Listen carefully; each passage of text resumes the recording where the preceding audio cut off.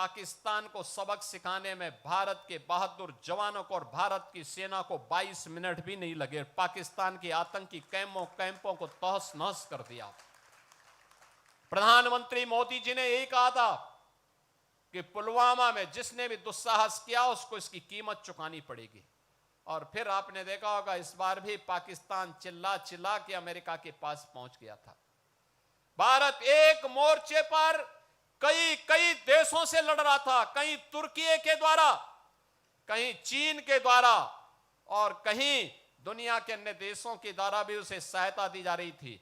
लेकिन उस सब के बावजूद भारत की बहादुर सेना के सामने पाकिस्तान की एक नहीं चली और अंततः उसको समर्पण करने के लिए मजबूर होना पड़ा था, ये बहादुर सैनिकों के नाते। और इसलिए यूनिफॉर्म के प्रति सम्मान का भाव हर भारत का दायित्व बनता है, हर भारतवासी का दायित्व बनता है। एक तरफ यह सम्मान का भाव, दूसरी तरफ अगर हमें विकसित भारत के सपने को साकार करना है तो उन षड्यंत्रों से हमें हमेशा सावधान होना होगा जो षड्यंत्र हमें बांटने का काम कर रहे हैं, जाति के नाम पर, क्षेत्र के नाम पर, भाषा के नाम पर। याद रखना, बल, बुद्धि और विद्या में भारत कभी इतिहास के किसी भी कालखंड में कभी कमजोर नहीं रहा, कभी कमजोर नहीं रहा। किसी बात की कोई कमी भारत के अंदर कभी नहीं थी।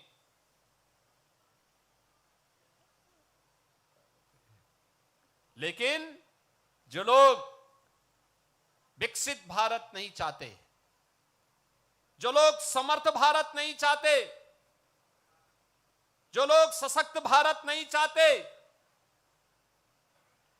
वे लोग भारत को जाति के नाम पर, क्षेत्र के नाम पर, भाषा के नाम पर, तमाम वादों के आधार पर बांट करके, सामाजिक ताने बाने को छिन्न भिन्न करके दुश्मन को प्रेरित और प्रोत्साहित करते हैं, दुश्मनों को प्रेरित और प्रोत्साहित करते हैं। उनकी सहानुभूति किसी गरीब के लिए नहीं है, उनकी सहानुभूति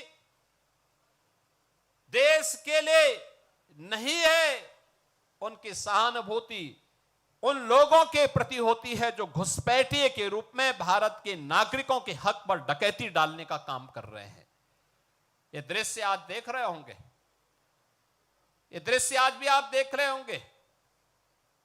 भारत के नागरिक को मताधिकार, संविधान प्रदत्त यह अधिकार प्राप्त हो, यह उनकी चिंता नहीं, लेकिन एक घुसपैठिए को प्राप्त हो, यह उनकी चिंता है। और ये वही लोग हैं जब सत्ता में आते हैं परिवारवाद चलाते हैं और जातिवाद का सहारा लेकर के सामाजिक ताने बाने को छिन्न भिन्न करने का काम भी करते हैं।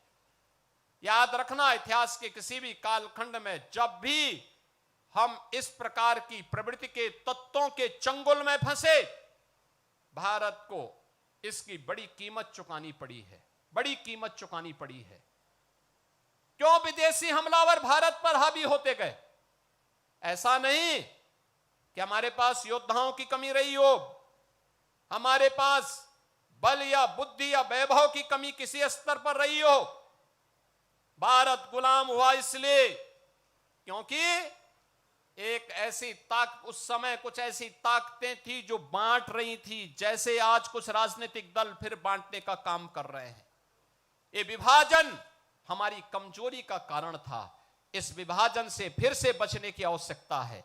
एक भारत श्रेष्ठ भारत के रूप में हमें एक समर्थ और सशक्त भारत के लिए, एक आत्मनिर्भर और विकसित भारत की संकल्पना को साकार करने के लिए आगे बढ़ना होगा, एकजुट होना होगा। कारगिल विजय दिवस का संदेश यही है, जिन वीर सैनिकों ने अपना बलिदान दिया है उनकी प्रेरणा यही है कि हम एक भारत और श्रेष्ठ भारत के माध्यम से ही एक सशक्त और समर्थ भारत की परिकल्पना को साकार कर सकते हैं।